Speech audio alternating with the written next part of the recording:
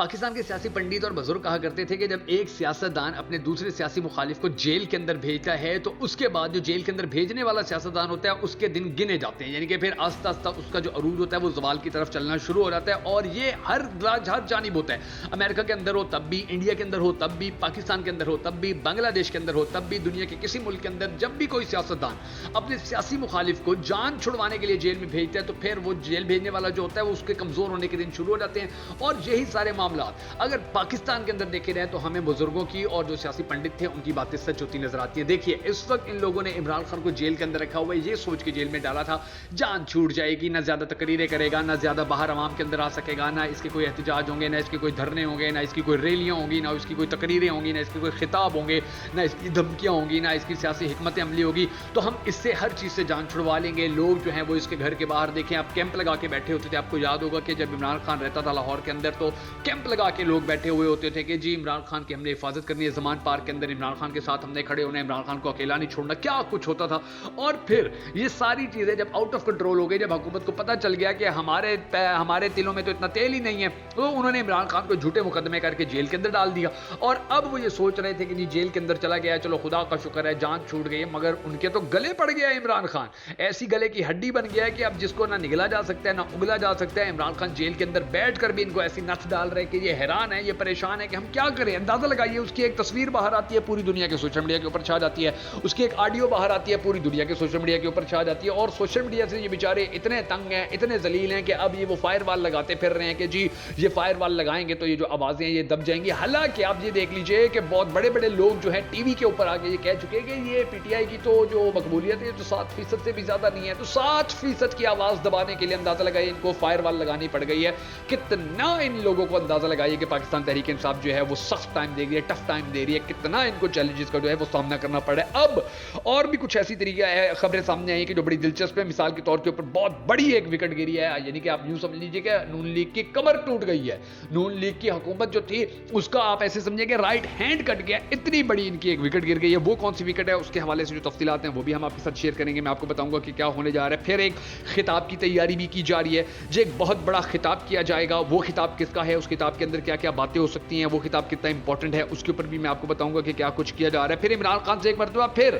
دستخط کے ذریعے، یعنی کہ دستخط شدہ اس سے ایک گارنٹی مانگی جا رہی ہے کہ جی آپ دستخط کر کے یہ ہمیں گارنٹی دے دیں، آپ کی ہمیں گارنٹی کی ضرورت ہے اور آپ اگر یہ کر دیں گے تو آپ کے لیے آسانیاں ہو جائیں گی، آپ کے لیے مشکلات جو ہیں وہ ختم ہو جائیں گی۔ لیکن عمران خان نے اس دستخط والی گارنٹی کے بارے میں کیا جواب دیا وہ بھی میں آپ کو بتاؤں گا۔ پھر چارے دستور کے اوپر دو بڑی اہم ملاقاتیں ہوئی ہیں، بڑی اہم اس کے اندر فیصلے کیے گئے ہیں، اور نون لیگ کو اس اہم ملاقات سے بھی بہت زیادہ مسائل کا سامنا کرنا پڑا ہے۔ وہ کون سی ملاقاتیں، کن لوگوں کی ملاقاتیں تھیں وہ بھی ہم آپ کو بتائیں گے۔ پھر ایک اہم دفتر ساری رات کھلا رہا، اس کے اندر ڈسکشن ہوتی رہی، اس کے اندر معاملات جو ہیں ان کو سامنے لایا گیا کہ کیسے کیسے ہم نے آگے لے کر چلنے ہیں، عمران خان کو کیسے کنٹرول کرنا ہے، کیونکہ وہ تو آؤٹ آف کنٹرول ہے، اس کی جو سوشل میڈیا ٹیم ہے وہ آؤٹ آف کنٹرول ہے۔ ہم نے ان کے اب دیکھیں اظہر مشوانی کے ساتھ جو کیا جا رہا ہے، اس کے بھائیوں کو اٹھایا جا رہا ہے، پہلے اس کا ایک بھائی تھا اس کو اٹھایا گیا، اتنا ٹارچر کیا گیا اس کو مینٹلی بھی اور فزیکلی بھی کہ وہ ٹیچر تھا لیکن اب وہ کہیں بھی جاب نہیں کر سکتا ہے، کیونکہ نہ اس سے بولا جاتا ہے ٹھیک طریقے سے، نہ اس کو زیادہ باتیں سمجھ آتی ہیں، تو یہ سب کچھ بھی کیا جاتا رہا، مگر اس کے باوجود بھی عمران خان جو وہ اب آؤٹ آف کنٹرول ہے۔ تو اب اس کے بارے میں بھی کیا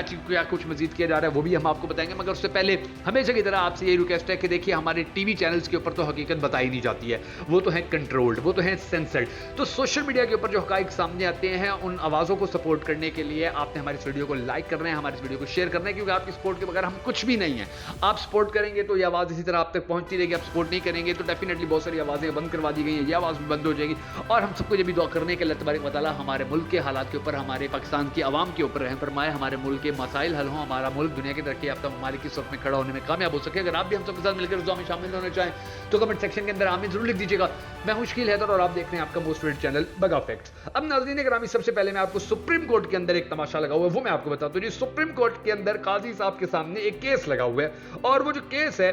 وہ لاہور ہائی کورٹ کے ٹریبیونل کے خلاف ہے، یعنی کہ اندازہ لگا لیجئے کہ قاضی صاحب نے ایک ہی دن میں یہ اپلیکیشن قاضی صاحب کے پاس آئی، قاضی صاحب نے ایک ہی دن کے اندر یہ اپلیکیشن ایکسیپٹ بھی کر لی ہے، اس کے اوپر پیشیاں بھی لگنا شروع ہو چکی ہیں، اس کو لگوا بھی دیا گیا، حالانکہ یہی قاضی صاحب ہیں جن کے بارے میں commissioner Rawalpindi chief election commissioner تک یہ کہہ چکے ہیں کہ جی الیکشن جو تھا وہ دھاندلی زدہ ہوا ہے، الیکشن صاف شفاف نہیں ہو سکا ہے، اور اس کی جو رسپانسبلٹی ہے وہ اہم ترین لوگوں کے اوپر جاتی ہے، قاضی صاحب کا بھی انہوں نے کہا تھا۔ اور پھر اب یہ دیکھ لیجیے ناظرین گرامی کہ اب اب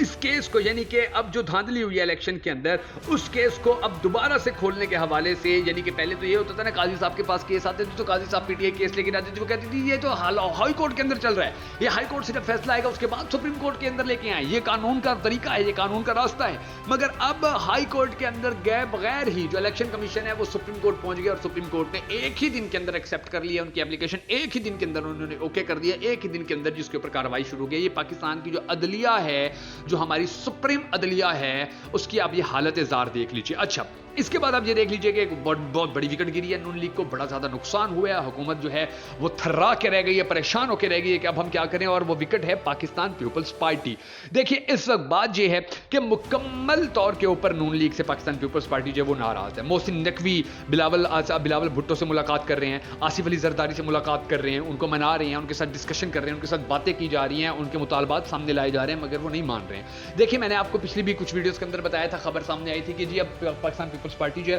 وہ اہم ترین وزارتیں لے گی, مگر پھر ان لوگوں نے وزارتیں لینے سے ایک دم انکار کر دیا تھا کیونکہ ان کو بتا دیا گیا تھا, کنفرم ہو گیا تھا ان کو کہ یہ کمپنی نہیں چلنے والی ہے. اب بڑے بڑے لوگ نون لیگ کے اپنے یعنی کہ وہ جو محمد عمر صاحب ہیں وہ یہ کہہ چکے ہیں کہ جی زیادہ سے زیادہ بہت زیادہ آندھی طوفان آ جائے, بہت زیادہ لمبا کھینچا جائے تو یہ گرمیوں کے اندر ہی اس حکومت نے ٹھپ ہو جانا ہے, اس کے بعد سے کوئی امید نہ رکھے کہ یہ زیادہ چلے گی. تو پیپلز پارٹی کو بھی یہ پتہ چل گیا تو وہ ایک تو وزارتیں لینے سے پیچھے ہو گئے, پھر محسن نقوی کو انہوں نے بالکل خالی ہاتھ واپس بھیج دیا. اور آپ یہ دیکھ لیجئے منظور وسان ہو, نبیل قبول ہو, وہ بار بار کہہ رہے ہیں کہ یہ حکومت زیادہ نہیں چلنے والی ہے اور پاکستان پیپلز پارٹی اسی لیے اب بیک فٹ پہ جاتی نظر آ رہی ہے. اب یہ دیکھ لیجئے کہ پیپلز پارٹی اس وقت ایسے حالات کے اندر ہے, نہ وہ نون لیگ کے ساتھ کھڑی ہو رہی ہے, نہ نون لیگ کو وہ اکیلا چھوڑ رہی ہے. اور پھر آپ یہ بھی دیکھ لیجئے عمر ایوب نے بھی کہہ رکھا ہے کہ جی دمادم مست کے اندر کریں گے, اب کوئی سمجھوتا کوئی کمپرومائز نہیں ہوگا, کسی قسم کی ہم ڈیل نہیں کریں گے, اب جو معاملات تھے وہ ہمارے ہاتھ سے نکلتے چلے جا رہے ہیں. پھر پاکستان پیپلز پارٹی بجٹ جو آیا ہے اس کے اوپر اتنی سخت تنقید کر رہی ہے, لوگ مذاق اڑا رہے ہیں, یعنی کہ پیپلز پارٹی نے کہا کہ یہ بجٹ بنایا گیا ہے اس کے اندر نہ ہم سے مشاورت کی گئی ہے, نہ ہمیں بتایا گیا, یہ بجٹ انہوں نے ایسے بنا دیا. تو کسی نے نون لیگ کا بھی نیچے جواب لکھا ہوا تھا, انہوں نے کہا کہ جی یہ بجٹ جو بنا ہے یہ تو ہم سے بھی نہیں پوچھا گیا, نون لیگ کہتی ہے یہ بجٹ تو ہم سے بھی نہیں پوچھا گیا, یہ بجٹ جیسے بنایا گیا. تو اب یہ جو معاملات ہیں یہ بڑے سخت ہو گئے ہیں نون لیگ کے لیے. پھر آپ یہ دیکھ لیجئے محسن نقوی جو ہیں وہ مولانا فضل الرحمان سے ملاقاتیں کر رہے ہیں, شہباز شریف مولانا فضل الرحمان سے ملاقاتیں کر رہے ہیں, بار بار مولانا کے پاس جا رہے ہیں, مگر مولانا کی ناراضگی کم نہیں ہو رہی ہے کیونکہ مولانا کو تو پتہ چل گیا ہے کہ جی بات یہ ہے کہ اگر اب سیاست کرنی ہے تو اینٹی اسٹیبلشمنٹ کرنی ہے, اب سیاست کرنی ہے تو عمران خان کے ساتھ کھڑے ہو کے کرنی ہے, کیونکہ ان کو یہ پتہ چل گیا ہے کہ پہلے ان لوگوں نے مجھے پی ڈی ایم ون کا سربراہ بنا کے نہ صدارت دی, نہ کوئی اہم عہدہ دیا, نہ وزارتیں دیں. اب دوبارہ انہوں نے پی ڈی ایم 2 بنائی ہے تو اب مجھے بدترین شکست کا شکار ان لوگوں نے بنوا دیا. تو ان کو تو پتہ ہے کہ میرے ساتھ تو دھوکے پہلے بھی ہوتے رہے ہیں, مستقبل کے اندر بھی دھوکے ہوتے رہیں گے. تو اب وہ ان کی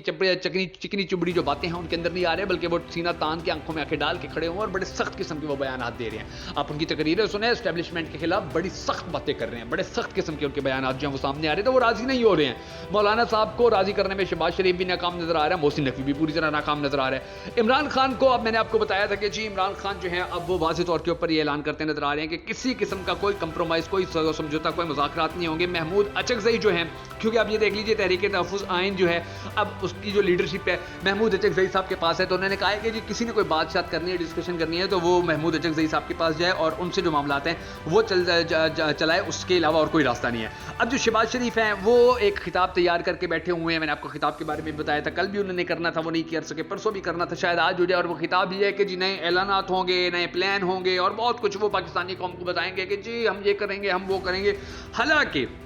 ان کو بڑی اچھی طرح پتہ ہے کہ وہ کر کچھ نہیں سکتے ہیں, نا ان کے اختیار میں کچھ ہے, وہ تو ایک وزیر نہیں اپنا تبدیل کر سکتے. پھر عمران خان سے آپ کو یاد ہوگا پچھلی دفعہ بھی آئی ایم ایف نے گارنٹی مانگی تھی, اب دوبارہ I M F Imran Khan سے گارنٹی مانگ رہے ہیں اور کہہ رہے ہیں کہ جی آپ گارنٹی دے دیں گے تو کام سب سیٹ ہو جائیں گے, ہم قرضہ دے دیں گے. مگر اب کی بار عمران خان نہیں دے رہے تھے, کہ پہلے تو قوم کے اور ملک کے وسیع تر مفاد کے اندر عمران خان نے گارنٹی دے دی تھی, اب وہ گارنٹی نہیں دے رہا. اب وہ کہہ رہا ہے کسی صورت کوئی اس کا یعنی کہ راستہ ہی نہیں بچا کہ میں کوئی گارنٹی دوں. نہ الیکشن صاف شفاف کیے گئے, میں نے آپ کو آئی ایم ایف کو کہا بھی تھا کہ الیکشن کے حوالے سے آپ تحقیقات کریں, آپ نے الیکشن کے حوالے سے تحقیقات نہیں کی, تو جب آپ میری نہیں مانتے میں آپ کی کیوں مانوں. اور پھر یہ بھی سچ ہے ناظرین گرامی کہ آئی ایم ایف بھی بڑی اچھی طرح جانتے ہیں کہ پاکستان کے اندر اگر اس کا کوئی سب سے بڑی سیاسی جماعت ہے تو وہ پاکستان تحریک انصاف ہے, اور ان کے بغیر عمران خان کے سگنیچر کے بغیر اگر ہم ان کو دے دیں گے, قرضہ دے دیں گے, تو ڈیفینیٹلی ان سے ملک تو سنبھلنا نہیں ہے نون لیگ سے, پھر ان کی حکومت تبدیل کر دی جائے گی. کیونکہ آپ دیکھ لیجیے پاکستان کے اندر جتنے تجربات کیے جاتے ہیں, ایک حکومت آتی ہے اس کو گرا دیا جاتا ہے, تجربہ کیا جاتا ہے, دوسری آتی ہے اس کو گرا دیا جاتا ہے, تجربے کیے جا رہے ہیں. پاکستان کا بیڑا غرق ان لوگوں نے کر کے رکھ دیا, تو اب اور تجربہ کیا جا سکتا ہے. یہ بھی IMF کو بڑی اچھی طرح پتہ ہے, ہمارا پاسٹ بھی IMF کو بڑی اچھی طرح پتہ ہے.